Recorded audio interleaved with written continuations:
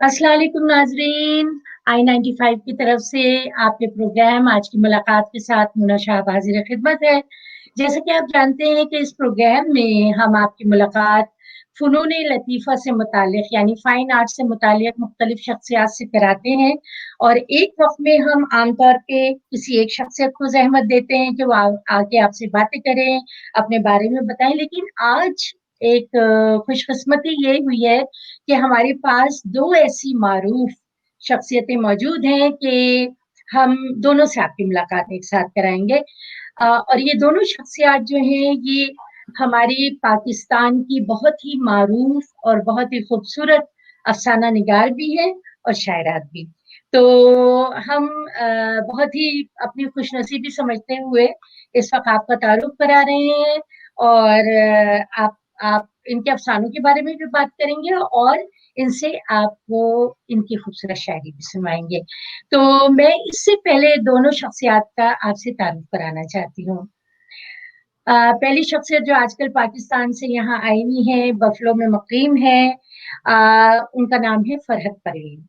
बहुत मारूफ अफ़साना निगार हैं और शायरी भी कमाल की करती हैं और अहले अदब, अहले ज़ौक़ की तरफ से उनको बहुत दादो तहसीन मिल चुकी है उनके अफ़सानों पे और उनकी शायरी पे। अफ़साना निगारी में ये बताती चलूँ कि इनकी जो मौज़ूआत हैं, वो माशरती मौज़ूआत जो बहुत ही हमारी आज की ज़रूरत है, वो ज़्यादातर ये अपने अफ़सानों में बयान करती हैं और इस बेसाख्तगी से कहानियाँ ये तरतीब देती हैं, लिखती हैं कि लोग क़ारीन जो हैं और अहले अदब इनके मुतवज्जो हुए बगैर नहीं रह सकते।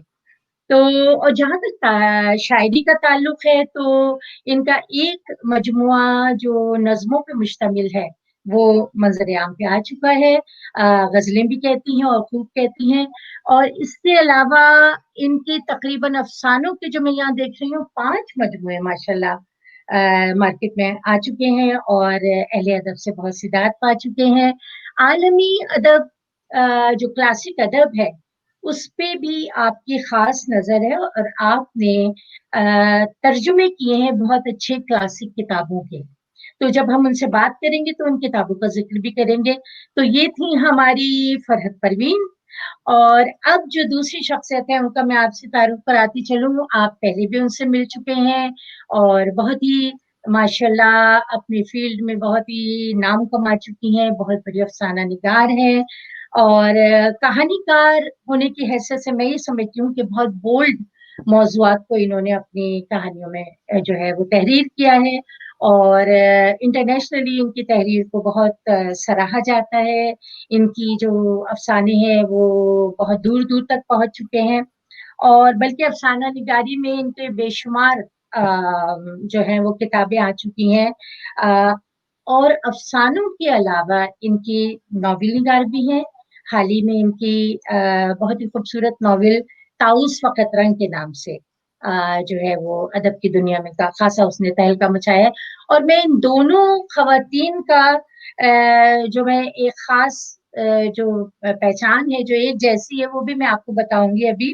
बहरहाल जो हमारी नीलम अहमद बशीर हैं, उन्होंने नॉवल के अलावा शख़्सी ख़ाके भी लिखे हैं। चार चाँद के नाम से, इसके अलावा पंजाबी अफ़सानों का एक मजमुआ इनका हरगुच ज़ख्म हाय, हरगुच्चा ज़ख्म हाय। नीलम मैं सही बता रही हूँ? तो ये हमारी 2 खूबसूरत शख्सियात यहाँ पे मौजूद हैं और हम चलें बातों का सिलसिला शुरू करते हैं। तो मेरा सबसे पहले जो क्वेश्चन होगा वो होगा फ़रहत परवीन से। फ़रहत बहुत-बहुत आपको खुशामदीद I-95 में। बहुत शुक्रिया, बहुत शुक्रिया। तो आपको कैसा लग रहा है यहाँ पे? पाकिस्तान से दूर हैं आजकल? जी, अगर खुशी से दूर रहो ना, तो बुरा नहीं लगता, जब मजबूरन रहना पड़ जाए ना, फिर ज़रा ऐसा होता है, घुटन-सी होती है। बिल्कुल सही कहा आपने, सही कह रही हैं। अल्लाह ताला आपको साथ खैरियत के अपने वतन, अपने घर लेकर जाए। तो मैं सबसे पहले जो आपसे सवाल करना चाह रही थी फ़रहत, ज़ाहिर है वो आपके अफ़सानों के हवाले से है। मैं ये पूछना चाह रही थी कि आपने अफ़साना निगारी से इब्तिदा की, अपने फ़न की और जी। फिर आप तरजीह यानी आपकी अफ़साना निगारी थी, फिर आपकी जो तख्लीक़ी सलाहियतें हैं, वो शायरी में भी हमें नज़र आ रही हैं। तो ये आपका तजुर्बा कैसे रहा? कैसे शुरू हुआ? जी, असल में मुझे पढ़ने का बेइंतहा शौक था, लिखने का मुझे कभी ख़्याल नहीं आया था। और पढ़ना मुझे इतना पसंद है कि अगर मुझे कोई अब इस वक़्त भी कहे कि पढ़ने और लिखने में से एक चीज़ चुनो, तो मैं पढ़ना चुन लूँगी।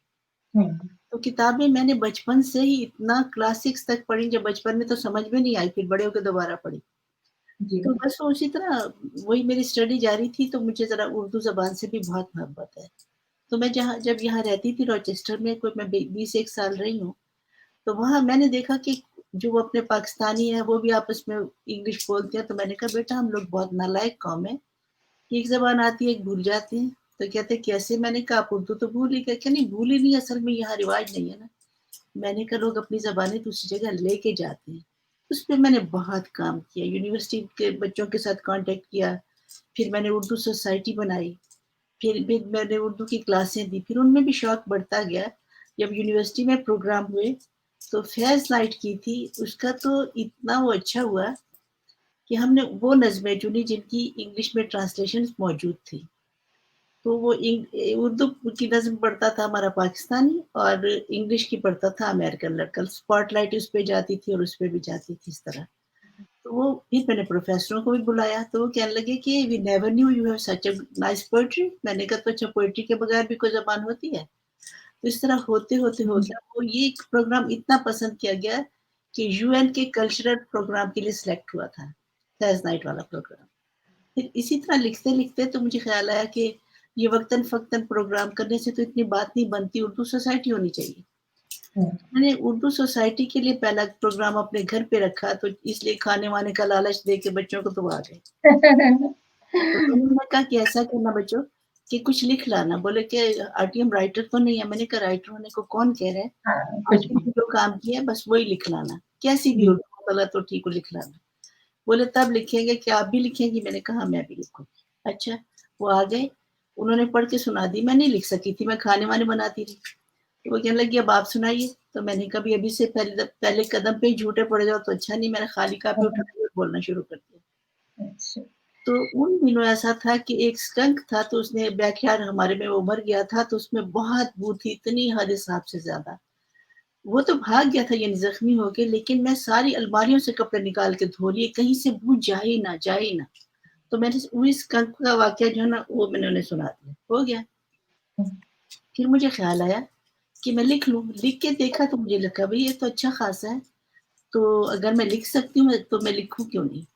तो मैंने ना किसी को भी नहीं, पाकिस्तान फ़ोन किया, मैंने कहा पाकिस्तान में सबसे अच्छा लिटरेरी मैगज़ीन कौन-सा है? तो मुझे नंद के बेटे ने कहा सबसे अच्छा लिटरेरी मैगज़ीन तो फ़नून है, लेकिन उसको उसके एडिटर अहमद नदीम कासमी और वो सिर्फ़ एक क्लास को छापते हैं। तो समझ गया मैं कुछ छपवाना चाहती हूँ। मैंने कहा मैंने ये नहीं पूछा कौन-सी क्लास को छापते हैं मुझे बता दो। उसने पता दे दिया। हुँ। मैंने कासमी साहब को सिर्फ़ 4 लाइनें लिख के भेजी, मैं आपसे सिर्फ़ ये पूछना चाहती हूँ, ये इस अंक का जो लिखा था भेजा, कि मुझ में लिखने की सलाहियत है। उनका 4 सफ़े का खत आया। तो कहने लगे मैं ये कैसे मानूँ कि ये आपकी पहली तहरीर है? ये तो आलमी मुकाबले में रखने के काबिल है। इतना हाँ, उन्होंने आसमान पे चढ़ा दिया। माशाल्लाह, माशाल्लाह। फिर उसके तो बाद उसके बाद हाँ, कलम नहीं इस रखा। तरह से आपकी इब्तिदा माशाल्लाह एक बहुत जी, अच्छी तरीके से हो गई। जी, जी। अच्छा ये बताएँ फ़रहत कि आपने जो मग़रिबी अदब के तराजिम भी किए, जी, तो ये जो आपको रिस्पॉन्स कैसा मिला उसके उस जब आपने तर्जुमे उसका रिस्पॉन्स इतना अच्छा मिला कि मैं जेलस हो गई उससे जो मैंने किया था। मैंने अ, कहा मैंने मेहनत से अपना लिखा ये तो तर्जुमा था, तो उसको तो बहुत ज़्यादा पसंद किया गया बल्कि लोगों ने ये भी चैलेंज के तौर पे कि हुँ, भला हुँ। असल पढ़ेंगे कैसा है? तो एक कहानी उसमें एक थी टोनियो क्रोगर, थॉमस मान की थी। वो बहुत मुश्किल राइटर, जर्मन राइटर। मैंने तो ख़ैर इंग्लिश में पढ़ा, जर्मन-वर्मन तो नहीं आती है। तो वो कहने लगा कि मैंने उस दिन सुन के तो मैंने सोचा कि मैं असल कहानी पढ़ूँ। कहने लगी जब मैंने टोनी क्रोकर को इंग्लिश में पढ़ा तो मुझे लगा कि उसने फ़रत की कहानी का तर्जुमा कर दिया। इससे बड़ा क्या आपको माशाल्लाह। हो सकता है। हाँ, नहीं आपकी ये कोशिश भी माशाल्लाह कामयाब रही और इसमें ये भी होता है, एक तो तहरीर का जो असर होता है, जी, हर एक के कलम में एक तासीर होती है ना, अपना अपना स्टाइल होता है, जी, तो वो भी बहुत बड़ा रोल प्ले करता है। तो माशाल्लाह आपकी एंट्री बहुत अच्छी हुई अदब में। जी। अच्छा, मैं अब हमारी जो और दूसरी खूबसूरत मेहमान यहाँ पे मौजूद हैं, हुँ, और आज तो बहुत ही अच्छी लग रही है नीलम। और बस क्या कहूँ मैं। हुँ, नीलम, मैं आपके अफ़साने तो बेशुमार पढ़ चुकी हूँ, और वाक़ई उन्होंने बहुत मुतासिर किया है, और जिस तरह की माशाल्लाह आपने बड़ा नाम कमाया है अफ़सानों की दुनिया में। तो और इसका मैं ये समझती हूँ कि इसका पहली वजह जो है वो कि आपके अछूते मौज़ूआत हैं। तो आप ये बताइए कि आप ये मौज़ूआत आप किस तरह से मतलब आप चुनती हैं? आपकी सोच किस तरह से मतलब काम करती है, और आपने क्यों चुने ऐसे मौज़ूआत? जी, शुक्रिया मोना, बहुत खूबसूरत गुफ्तगू फ़रत की सुनी, काफ़ी मालूमात हुई। ज़ाहिर है हम एक-दूसरे से वाकिफ़ भी हैं, लेकिन कई बातों को दोबारा सुनना अच्छा लगता है। हुँ, अम, मैंने मौज़ूआत कभी जान के चुने नहीं हैं, वो तो आपके लिखने वाले के अंदर एक तीसरी आँख होती है, वो जो देख लेता है, जो आम तौर पे नहीं दे लोग देखते। तो हुँ, वो मेरी तो खुद ही आँखें चुन लेती हैं चीज़ें। हुँ, अल्लाह की मेहरबानी है, कोई सलाहियत ये होती है खुदादाद। तो वो बस मुझे फिर जब कोई मौज़ू नज़र आता है, जैसे डंक मारता है एक आपको बिच्छू, तो वो मुझे हुँ, तकलीफ़ देने लगता है। तो जब तकलीफ़ देता है तो मैं सोचती हूँ कि इस पे तो मुझे बात करनी चाहिए, क्योंकि मैं खामोश रहूँगी तो ये चीज़ जो है ये जारी रहेगी। हालाँकि जारी रहती है, लेकिन फिर मेरा क्या फ़र्ज़ बनता है, अगर मैं उसको सामने ना लाऊँ और उसको उस पर बात ना करूँ। तो बस सच इतनी-सी बात है कि मैं चीज़ों को जब देखती हूँ और मुझे उसमें कुछ बातें नज़र आती हैं कि जो कि कहनी चाहिए, कह देनी चाहिए, तो मैं कोशिश करती हूँ कि कह दूँ। ये शऊरी कोशिश नहीं होती, बस नज़र आ जाता है सब कुछ। जी। तो इसका मतलब ये है कि जैसे किसी पेंटर ने एक दफ़ा मैं किसी पेंटर का मैं वो इंटरव्यू कर रही थी, तो उन्होंने कहा कि पेंटर की जो नज़र होती है, या वो जैसा मुसव्विर मनाज़िर को देखता है, तो ज़रूरी नहीं है कि वो सिर्फ़ खूबसूरत मनाज़िर ही को कैप्चर करे, बल्कि एक टूटा हुआ लकड़ी का टुकड़ा अगर ज़मीन पे पड़ा हो, तो वो भी उसे मुतासिर कर सकता है। सूखी डंडी ज़मीन पे पड़ी हुई उसको मुतासिर, और वो मायने निकाल लेता है। जिस तरह कहानीकार हुँ, हुँ। किसी भी वाक़ये से एक कहानी बना लेते हैं, इसी तरह पेंटर्स का। तो ये तो एक कुदरती चीज़ अल्लाह ताला जो तख़लीक़ी सलाहियत देते हैं, वो आप में मौजूद है। अच्छा, आपने बहुत से मौज़ूआत पे लिखा है, और ज़ाहिर है वो सोशल इश्यूज़ भी हैं। शायरी की तरफ कैसे आपका रुझान हुआ, नीलम?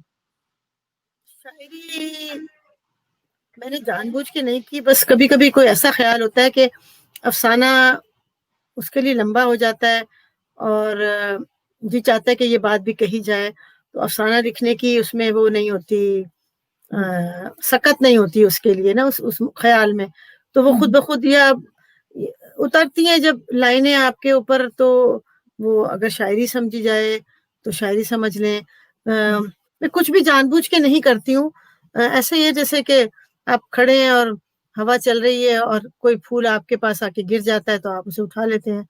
बह भी जाता है, हवा से उड़ भी जाता है, तो बस शायरी मैंने किस किस्म की रवायती शायरी तो वैसे की नहीं है, ना कोई मैं बहुत बड़ी कोई ग़ज़ल गो हूँ। लेकिन थॉट प्रोसेस जब चलता है ना, तो आप उसको किसी भी सूरत में ढाल ढाल लें, तो वो आपकी वो चीज़ बन जाता है, एक शायरी बन जाता है। बस जी, यूँ ही कुछ ख़्याल आते रहते हैं, ख़्याल कभी वो लिखो तो वो लगता है कि ये सतर बन गई, कभी वो जी। लंबा कर लो तो अफ़साना बन गया। तो फिर भी बस मैं रोकती नहीं हूँ अपना फ्लो, अगर आ रहा है तो ठीक है आ रहा है, लेकिन मैं जानबूझ के शायरी नहीं कर रही कि आज मुझे शायरी करनी है 3 बजे, ऐसा नहीं करती मैं, हालाँकि लोग अच्छा, करते जैसा हैं। कि लोग कहते हैं, बाज़ लोगों का ये ख़्याल है कि जो एक अच्छा अफ़साना निगार या नॉवल निगार है, वो शायरी नहीं करता, उसे शायरी मतलब नहीं कर सकता, वो शायरी में वो चीज़ तख़लीक़ नहीं कर सकता, या एक अच्छा शायर एक अच्छा अफ़साना निगार नहीं हो सकता। और इस ख़्याल को हमारे सबसे ज़्यादा तो अहमद अदीम क़ासमी ने गलत साबित किया है। तो वो जितने अच्छे शायर थे, उतने ही अच्छे अफ़साना निगार भी थे। तो मैं भी यही समझती हूँ कि जैसे आप लोगों की तरह भी ये मिसाल सामने आ रही है कि आप लोग माशाल्लाह उसी क़ुव्वत के साथ, उसी तख्लीक़ी क़ुव्वत के साथ आप शायरी भी कर रहे हैं और आप लोग अफ़साने भी लिख रहे हैं। तो मेरा एक और सवाल जो फ़रहत आपसे है, वो ये जी। कि अमेरिका की रोज़मर्रा ज़िंदगी को भी आपने अपने अफ़सानों में, क्योंकि आप यहाँ रही भी हैं और आपने बहुत ऑब्ज़र्व किया है, तो आपने अपने अफ़सानों का मौज़ू बनाया है अमेरिका की ज़िंदगी को। जी। और साथ ही वो मौज़ूआत यहाँ के जो माशरती पहलू हैं, तो जी। ये आपने क्यों ज़रूरी समझा कि अमेरिका की ज़िंदगी को भी कैप्चर किया जाए? नहीं, मैंने ज़रूरी नहीं समझा, बिल्कुल इल्म वाली बात है। जब कोई चीज़ ज़हन पे आ जाती है, आपके दिल को छूती है, तो आपका दिल हुँ, हुँ। चाहता है उसको लिखो, तो आप लिख देते हो। जी, ये नहीं है कि टॉपिक चुन के वो तो होता है ना जैसे मज़मून लिखा जाता है स्कूल में, कि ये इस टॉपिक पे लिखो, ऐसा नहीं है। क्योंकि मैं घुली-मिली बहुत हूँ, एक्टिव बहुत थी, हर चीज़ में मैं पाकिस्तानी अमेरिकन सोसाइटी में भी थी और उसमें पाकिस्तानी अमेरिकन कांग्रेस में भी और यानी कोई चीज़ नहीं छोड़ी थी जो नहीं की हो। तो मेरा उन लोगों से डायरेक्ट इंटरेक्शन होता था, बातें होती थी। तो मुझे लगता था हम जो इनके लिए जो ख़्याल करते हैं ये वैसे नहीं है। ये भी हम जैसे इंसान हैं, हमारी तरह ही सोचते हैं। हमें दूर से जो दिखाई देता है वैसा नहीं है। तो मुझे जो चीज़ अच्छी लगी तो मैंने लिख दी, उनकी कोई ख़ातिर नहीं, उनकी कोई ख़ास मैंने उनमें अच्छाई-बुराई नहीं की, जो कुछ ऐसे वाक़यात थे जिन्होंने टच किया, तो जी। मैंने लिख दिए। तो जैसे वो यानी कि और आपने क्या महसूस किया कि यहाँ के जो लोग हैं, जी, उनकी रोज़मर्रा ज़िंदगी के मसाइल या वो जो हैं, वो क्या हमारे खित्तों से अलहदा है या उसी तरह के मिलते-जुलते मसाइल? नहीं मिलते-जुलते थोड़े बहुत तो होते हैं लेकिन है हमारे खित्तों से अलहदा और इनके मसाइल ज़्यादा संगीन हैं। इसलिए कि इन्होंने शुरू से ही खुद कमाना है, खुद खाना है, खुद ठिकाना चाहिए। तो बल्कि एक टॉक शो देख के जो मैंने अफ़साना लिखा था मोना, कि उसके लिए मैं आखिरी पैराग्राफ जब लिखती थी और वो उस बच्ची की शक्ल मेरी आँखों के सामने आती थी, मैंने आज तक इस तरह किसी को रोते नहीं देखा। इतनी लंबी उसकी आँखें तो जैसे आबशार की तरह आँसू गिरते थे। तो मेरा पूरा पेज आँसुओं से भीग जाता था। पता नहीं मैंने कितनी बार लिखा इस बच्ची को देख के। 14-15 साल की वो बच्ची थी। इनकी मसाइल ज़्यादा संगीन है, इनकी ज़िंदगी ज़्यादा मुश्किल है। बल्कि यहाँ जो यंग बच्चे हैं, उनकी अजीब-सी एक बेबसी हो जाती है, जी, जब माँ-बाप के साथ मसाइल पेश आते हैं, जो भी होते हैं। तो कुछ चीज़ें हैं वाक़ई जो बहुत ही दुखी कर देती हैं, जी, देखकर। अम, तो ये भी बहुत ही अच्छी बात है कि दूसरे मुल्कों के, दूसरे कल्चर के मसाइल को भी आप उस नज़र से देखें और कैप्चर करें। तो अच्छा नीलम, आपका जो नॉवेल है, ताउस फ़क़त रंग, तो एक तो आपके नॉवेल का नाम ही बहुत खूबसूरत है हुँ, और साथ ही यानी अमेरिका की ज़िंदगी को जो आपने जिस तरह का और ख़ास तौर पे न्यूयॉर्क सिटी, जो अगर कहते हैं ना कि किसी को अमेरिका देखना है, असली अमेरिका, तो वो न्यूयॉर्क में रहे और नई न्यूयॉर्क की ज़िंदगी को देखे। तो जी, आपने न्यूयॉर्क की ज़िंदगी को और उसके किरदारों को जिस तरह कैप्चर किया है, तो आप तो न्यूयॉर्क में ज़्यादा रही नहीं, तो आपने किस तरह से इसको ऑब्ज़र्व किया और इतने करेक्टली आपने उसके माहौल को जो है अपने नॉवेल में जज़्ब किया? देखिए, बड़ा पुराना मकूला आपने भी सुना होगा कि सफ़र वसीला ज़फ़र है। तो जी, मैं समझती हूँ जैसे फ़रहत भी और मैं भी हम लोग सफ़र करते हैं बहुत ज़्यादा। जी, अ, मुल्कों-मुल्कों घूमते हैं, शहरों-शहरों चलते-फिरते रहते हैं। तो जब आप एक राइटर होते हैं या आप सोच रखते हैं, तो आप अपनी पटारी में चीज़ें डालते रहते हैं, डालते रहते हैं, डालते रहते हैं। सही। ये सब बिला बिला इख्तियारी तौर पर होता है। तो हुँ, हुँ, मैं न्यूयॉर्क में रही हूँ शुरू के साल अमेरिका जब मैं आई हूँ, बहुत पुरानी बात है। तो अव्वलीन साल मेरे न्यूयॉर्क में ही गुज़रे थे। उसके बाद फिर हम इधर-उधर जाते रहे। तो ये जब 9/11 का वाक़या हुआ तो ज़ाहिर है कि ये दुनिया के लिए बहुत अहम वाक़या था और कई कई किस्म की कौमियतों के लिए भी। हुँ, तो हुँ, मैंने उसमें बहुत सी कहानियों की टूट-फूट होते देखी। जी, तो मुझे लगा कि इतना बड़ा अहम वाक़या है अगर मैं मौजूद थी न्यूयॉर्क में और हुँ, मेरे पास ये एक टूल भी है कि मैं लिख सकती हूँ और उर्दू अदब को ये एक कहानी दे सकती हूँ, तो मुझे करना चाहिए। क्योंकि हर एक को ये मौका भी नहीं मिलता। मैं ये तो नहीं कहूँगी कि बड़ी कोई हुँ, खुशनसीबी थी कि 9/11 मैंने देखा, लेकिन ये एक मौका है अगर आप उस जगह पे मौजूद हैं जहाँ एक बहुत बड़ा वाक़या हुआ है, तो वो जी। आप पर असरअंदाज़ होता हाँ, है। वो जो तो इस आपका तरह मेरा ख़्याल में उसका नाम था सितमगर। तो मैंने पहले किताब लिखी थी सितंबर। वो जी, मुख्तसर रिपोर्टाज टाइप थी, लेकिन इसमें क्योंकि मेरे पास एक कहानी भी थी कहने को, तो मैंने जी, फिर जी। सोचा कि और ये कहानी ज़ाहिर है चूँकि मैंने अमेरिका में इतनी ज़िंदगी गुज़ारी है, तो बहुत पीछे जाती 70s से शुरू हुई मैं क्योंकि 70s की हूँ अमेरिका में, तो कुछ वाक़यात मेरे पास थे, कुछ कल्ट की चीज़ें, कुछ कल्चर, तो हुँ, मैं हम हुँ। 2 मुल्कों के लोग हैं, तो ये हमारे पास काफ़ी माल जमा हो जाता है, ये एक हमारा सही, बेनिफिट है। तो इसलिए सही मैंने बात।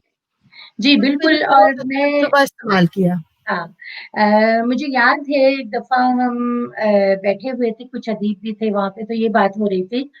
तो बहुत ही हमारे ज़ाहिर है बुज़ुर्ग शायर और बल्कि मैं तो एक तरह से कहूँगी स्कॉलरली उनके जो ख़यालात थे वो इतने मतलब उम्दा थे जो हम लोगों ने बहुत कुछ सीखा। हिमायत अली शायर की मैं बात कर रही हूँ, तो हिमायत साहब ने एक बात की जो मेरे ज़हन में चिपक गई कि जो क्रिएटिव लोग होते हैं, तख्लीक़कार, वो पैदा होते हैं और अगर वो अपनी तख्लीक़ को दबा के रखें और ज़ाहिर ना करें या उसको अपने हद तक रखें और दुनिया को ना दें, तो एक तरह से वो एक जुर्म है और ये जुर्म हरगिज़ सरज़द नहीं होना चाहिए और मैं ये समझती हूँ कि एक तख्लीक़कार का फ़र्ज़ भी बनता है कि जहाँ का जो भी महसूस करे, वो बयान कर दे अपने पढ़ने नहीं, वाले मैं के लिए। कहना चाहूँगी कि पाकिस्तानी हुँ, औरत को अभी बहुत से चैलेंजेस दरपेश हैं, जी, जिसमें ये भी है कि वो कि वो तख्लीक़कार हो या ना हो, तो वो इस उस मुकाम तक कभी-कभी पहुँच भी नहीं सकती। जी। तो अगर हमें वक़्त ने या हमें ज़िंदगी ने या किस्मत ने ये मुकाम दिया है कि हम उसको लिख सकें, तो ये हमारी खुशकिस्मती है। ऐसा वक़्त भी था कि हमको मुकाम वो नहीं हासिल हो सकता था, लेकिन फिर वक़्त अपनी बदलता है चेहरे, तो मुसलसल आपकी हाँ, जी। हर हुँ, हर औरत पाकिस्तान की जो उसको ये अपॉर्च्युनिटी नहीं मिलती है कि वो अगर जी, राइटर बनना चाहे तो बन भी जाए। तो this way we are lucky I think मैं भी और फरहत भी। जी। फरहत आपसे मैं एक बात ज़रूर पूछना चाहूँगी कि आपने वैसे तो माशरती पहलू अपने उसमें और समाजी पहलू बहुत कैप्चर किए हैं। आपका एक अफ़साना मुझे जो है वो याद आ रहा है जंग जी। है ना? वो जी। बहुत ही मशहूर हुआ था और मैंने जगह-जगह उसकी तारीफ़ सुनी थी। हुँ, तो हुँ। उस अफ़साने को आपने किस बैकग्राउंड उसका क्या था? थोड़ा-सा बताएँगी मुख़्तसर हमें? वो ना वो 100% सही कहानी है। उसमें जी, मैंने किसी लफ्ज़ का इज़ाफ़ा नहीं किया, तो जी। मेरे जाने से वो पहले शुरू हुई, लेकिन ऐसा है कि मैंने उसको लिख दिया, बहुत टच किया उस वो लोग बहुत मशहूर, बहुत बड़े बड़े लोग थे उस शहर के और जी। लेकिन हकीकत जो कुछ थी, तो ये थी, तो मैंने लिख दिया। मैंने सोचा कौन उर्दू कहानियाँ पढ़ते होंगे, किसी ने हुँ, वहाँ पढ़ लिया और उन्होंने लॉन्ग डिस्टेंस पे इतना लंबा अफ़साना एक-दूसरे को फ़ोन पे पढ़ के सुनाया कि फ़रत का हाल देखा कि क्या करी कम्युनिटी को बदनाम कर रही है। अच्छा, हुँ। फिर मुझे एक अच्छे थे वो पाकिस्तानी एसोसिएशन के वो प्रेज़िडेंट थे, तो मैं डायरेक्टर थी, तो कहने लगे, "फ़रत ये आपने क्या किया?" मैंने कहा, "बताइए मैंने क्या किया?" कहने लगे कि, "ये जो आपने कहानी लिखी है, आपको पता है वो कौन लोग हैं?" मैंने कहा, "यही तो आपको पता है, मुझे नहीं पता इसलिए मैं उनको ऐसे ही लूँगी जैसा वो है। ये कहानी 50 साल पे मुहित है। मुझे तो अभी आए हुए 5 साल हुए। ये कहानी मुझे फिर किसने सुनाई? किसी ने मुझे कहा कि वो आपको कोर्ट में यानी वो भी दावा भी कर सकते हैं आप पे। मैंने कहा, "फिर तो आप सब भी आएँगे ना, इसलिए कि मैं तो अभी आई हूँ। मेरे हुँ, पे कहानी हुँ। तो नहीं है, आप लोगों ने ही बताई है।" तो मैंने कहा और अगर वो मेरे पे दावा करेंगे तो इसका मतलब है वो साबित करेंगे ये वही लोग हैं, कहानी नहीं है। जी, फिर सब लोग चुप कर गए, लेकिन वो कहानी वाक़ई बहुत टचिंग है। मैं अब भी दोबारा पढ़ूँ तो मुझे लगता है कि क्या किया हम लोग तो यहाँ के लोगों के कहते हैं। इतने अमीर लोग उन्होंने अपनी माँ के साथ अकेली माँ के साथ क्या किया है? तो ये कहना तो बहुत बनता है। पुरअसर कहानी थी वो और मैं ये समझती हूँ कि जो सच्चाई होती है, वो हमेशा कुछ भी हो, वो बड़ी असरअंगेज़ होती है। वो सच्चाई ना कितनी कड़वी ना हो, लेकिन 100% सच है कहानी, मैंने उसमें कुछ इज़ाफ़ा नहीं किया, सिर्फ़ बस मेरी तहरीर है और जी। लिखी है कुछ जिसमें हाँ, कुछ अपनी मैंने और खूबी अपनी तहरीर भी होती है, ज़ाहिर है, एक तो वाक़या आप उठाते हैं और दूसरे ये कि आपके अल्फ़ाज़ का जादू भी होता है। बिल्कुल ये भी होता है और कुछ ना कुछ आप अपना आइडिया भी ऐड करते तो हैं, ऐसा हो माशाल्लाह।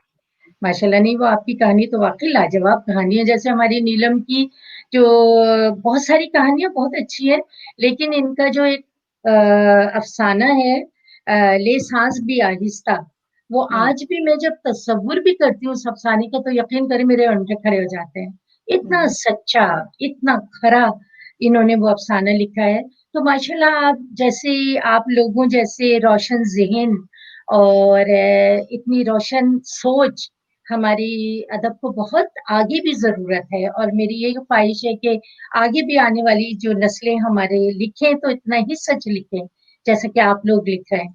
और साथ ही फिर हम शायरी की तरफ आते हैं, तो शायरी का जो है मैंने सुना है कि आपकी नज़्में भी बड़ी मौज़ूआती होती हैं, तो कोई शायरी का नमूना हमारे नाज़रीन के लिए फ़रहत आपसे मैं दरख्वास्त करूँगी, ज़रूर पेश करें। वो ना बात ये है कि कहानी तो मैं लिखती हूँ, शायरी मुझसे सरज़द हो जाती है, मैंने सोची नहीं होती, कुछ भी तो कोई ना कोई ऐसा आ जाता, तो फिर पहले मैंने सोचा ज़ाया क्यों कर रही हूँ, तो मैंने लिखना शुरू किया कर दिया। हुँ, तो हुँ, किसी ने मुझसे इंटरव्यू में पूछा कि आप दोनों तरह अच्छा कर लेती हैं, आप किस चीज़ को तरजीह देंगी? मैंने कहा मैं तरजीह किसी को नहीं देती, मैं नस्र में ही लिखती हूँ, शायरी सरज़द हो जाती है, सो मैं लिख देती हूँ।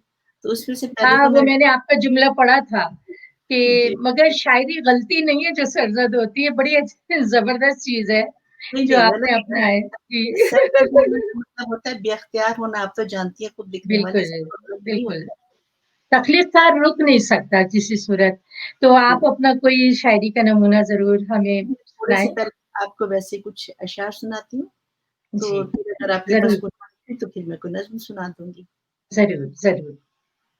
अच्छा जी, कुछ हाँ, अशआर हैं कि फ़र्दिया अशआर हैं। अपने गिरने का सबब जी। अपने गिरने का सबब खूब आया था हम पर, अपने गिरने का सबब खूब आया था हम पर, हो ना शर्मिंदा कोई, मुड़ के ना देखा हमने। क्या बात बाल बाल रह जाता है बावस्फ़ हुनर शीशागरी, बाल रह है। जाता है बावस्फ़ हुनर शीशागरी, इसलिए ही तो कभी जुड़ के ना देखा हमने। बहुत उम्दा, क्या और कहने।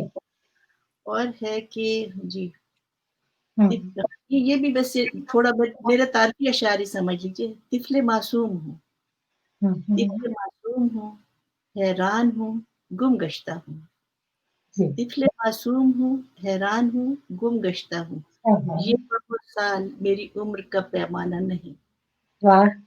ये बहुत साल मेरी उम्र का पैमाना नहीं, जबकि हुँ, अंदर से ही उठती है जलाने के लिए, जी। कि अंदर से ही उठी है जलाने के लिए, कैसे दरमा हो कि ये आतिश बेगाना नहीं।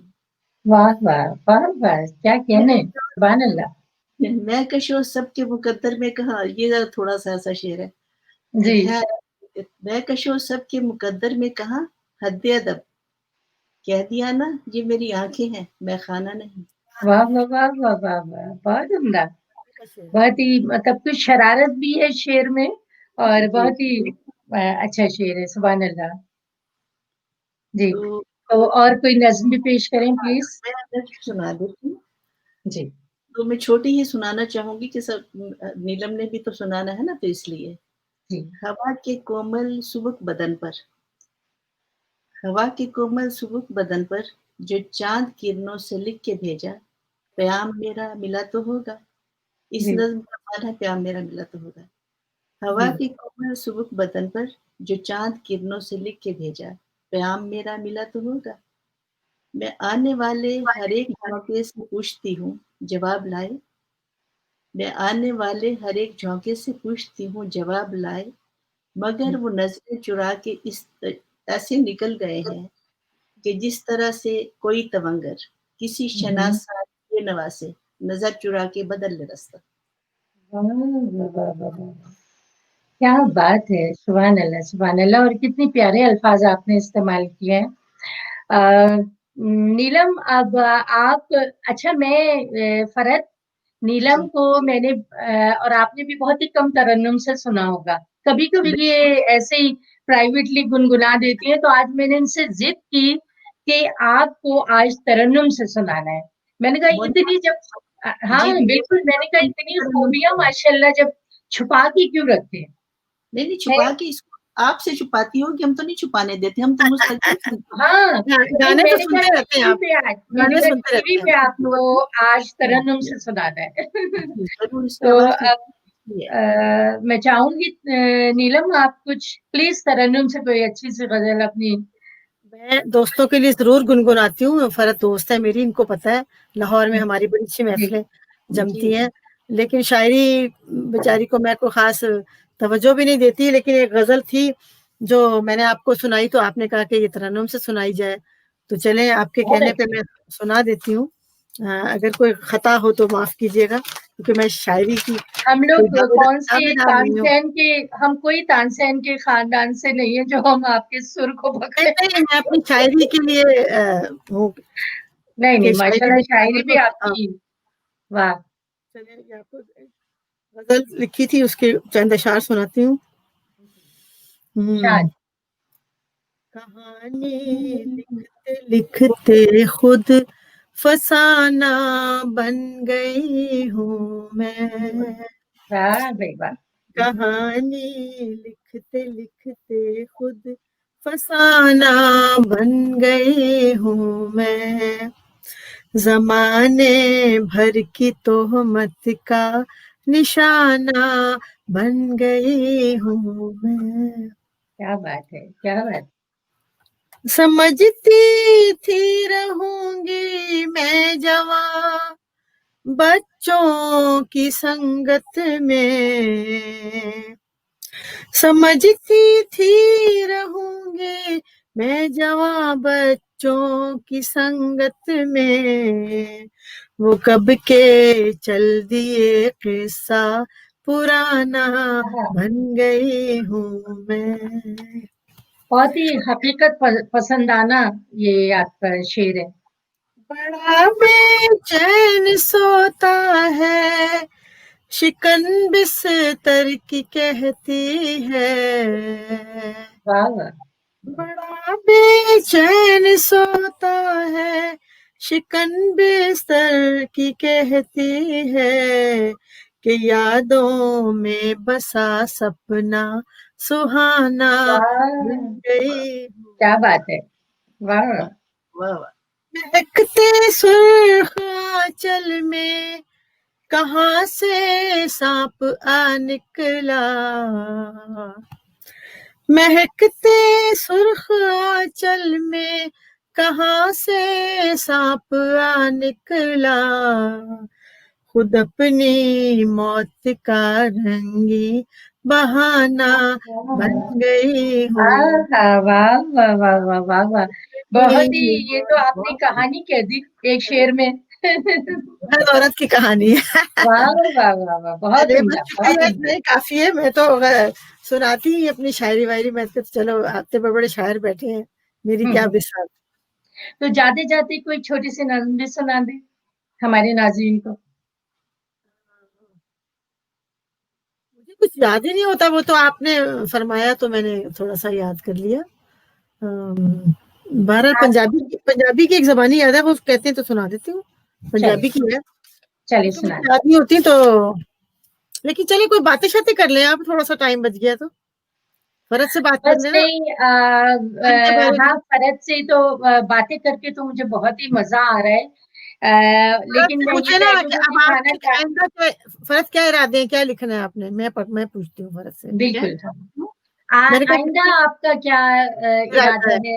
जी, आइंदा तो लिखने मैंने का। बहुत सारी चीज़ें लिखी हैं जो नहीं लिखी हैं, बहुत सारी चीज़ें लिखनी है। ऐसे ही मैं सोचती हूँ, ऐसे ही मैं सोचती हूँ। हाँ, नहीं बड़े सही बात। मौज़ूआत छोड़ दिए मैंने ना, तुम्हें पता थोड़ी मैं ज़रा कम हिम्मत जी, हूँ, तुम्हारी जी। तरह दलेर नहीं हूँ, लेकिन मैं कहती हूँ मैं क्यों हूँ? चलो मैं भी ज़रा जो कुछ मेरे तजुर्बात थोड़े बहुत ज़्यादा है क्योंकि बिल्कुल। मैं ज़्यादा खूबसूरत मवाहिब हैं। है। जी, और मैं ये समझती हूँ कि जो तख्लीक़कार होते हैं ना, उसके अंदर एक बेचैनी रहती है मुसलसल, एक बिल्कुल, एंग्ज़ायटी रहती है हाँ, कि उसको और भी कुछ लिखना है। तो मुझे पूरा मतलब ये अंदाज़ा है कि आप लोग तो ज़ाहिर है माशाल्लाह नस्र भी इतनी उम्दा तख्लीक़ करते हैं कि बहुत सारी कहानियाँ होंगी आपके ज़हन में और आइंदा भी लिखते रहेंगे। और जी, मेरी दुआएँ भी ये हैं कि आपका जो फ़न है, आप दोनों खूबसूरत हमारी अफ़साना निगार और शायरात का उनका फ़न इसी तरह से पनपे और इसी तरह से आप रोशनी फैलाते रहें अपने ख़यालात की, अपने अल्फ़ाज़ की, और आने वाली नस्लों को बहुत कुछ देकर जाएँ। एक बात तो कहना चाहूँगी कि आम तौर पे नस्र वालों को अहमियत नहीं दी जाती और उनसे बात भी नहीं की जाती और उनको सही इतनी बात। मीडिया पे प्रोजेक्शन भी नहीं दी जाती। तो मोना आपका शुक्रिया कि आपने नस्र निगारों से बात की, क्योंकि अदब जो है सिर्फ़ शायरी नहीं होता, नस्र जी, भी होता है। नस्र का बहुत तगड़ा मकाम है अदब में। जी, बिल्कुल। और मैं इस रिमार्क्स के साथ मैं प्रोग्राम का जो एंड है वो करना चाहूँगी कि मुशायरे जो है ज़ाहिर है शायरी अदब का बहुत बड़ा हिस्सा है। लेकिन अब शायरी बहुत कमर्शियल होती जा रही है। तो वो एक पहलू एक अलग है, और नस्र जो है उसकी अहमियत को हरगिज़ भी नज़रअंदाज नहीं करना चाहिए, और जो लोग नज़रअंदाज करेंगे या कर रहे हैं तो वो अदब का बहुत बड़ा नुकसान कर रहे हैं। तो इस नोट पे मैं आप दोनों का दोबारा शुक्रिया अदा करूँगी आई 95 की तरफ से कि इतना प्यारी बातें की आपने और मालूमात में इज़ाफ़ा किया। बहुत-बहुत शुक्रिया फ़रहत, परवीन आपका, बहुत शुक्रिया नीलम अहमद बशीर साहिबा आपका। अल्लाह ताला आपको शाद-आबाद रखे और इसी तरह से चमकता-दमकता रखे। बहुत शुक्रिया बहुत आपका, बढ़िया। बहुत किया था, मुझे तो आपको देख बहुत के बहुत अच्छा लगा, बड़ा ज़माना हो गया देखा था। वैसे ही चलें जी, सलामत रहे सब। इंशाल्लाह जल्द दोबारा मुलाकात होगी। और अब मैं आई 95 की तरफ से आप लोगों को खुदाफिज कहती हूँ। बहुत शुक्रिया। चलो।